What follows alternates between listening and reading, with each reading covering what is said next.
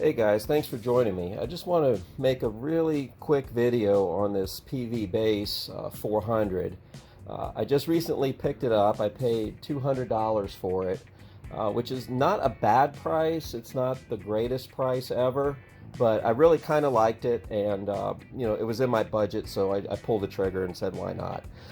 It worked just fine. Peaveys are legendary for never giving up the ghost, and at the end of the world there'll be cockroaches, and Peavey amps will still be the only things left alive for sure.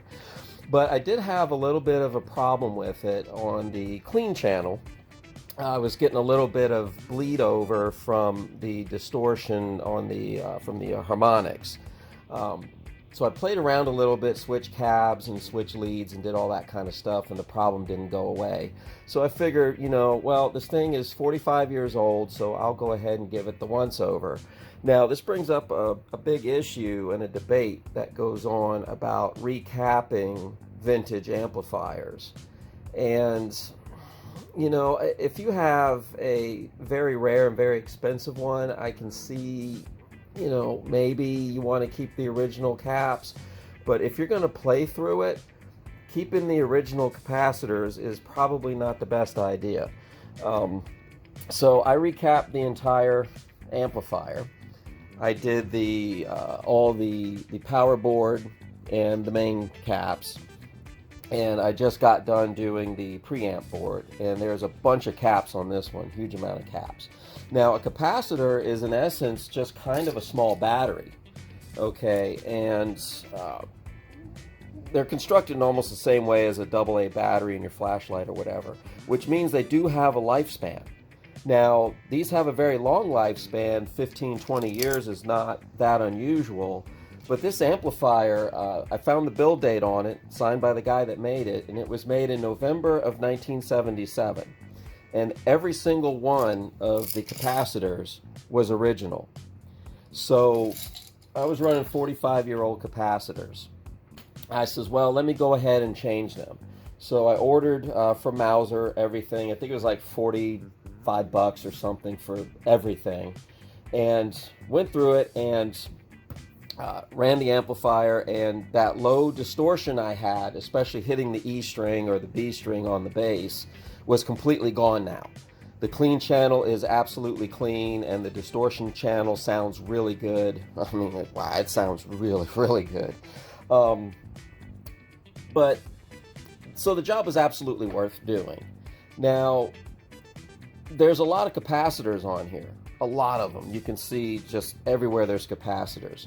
So if you want to do a job like this, my advice to you is to do what I did and take a photograph of just the sector that you're working on at the time, and make sure your capacitors are correctly oriented, because there is a positive and a negative side. If you get one of them backwards and you fire this thing up, you're going to fry your board.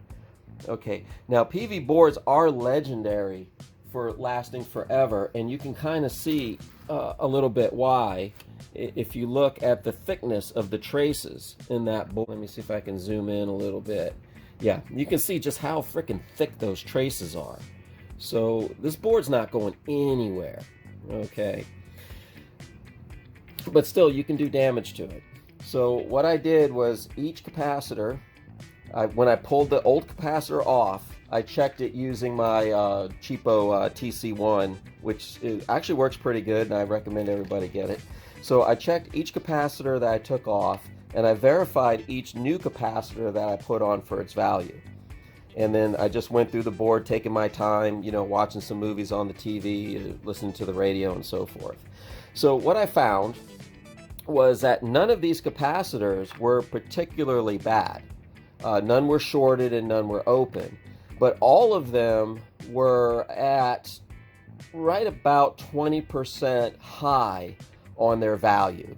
And when a capacitor gets old and fails, it usually starts to increase in its value. So a 25 microfarad or 100 microfarad would go up to 120 microfarads and so forth.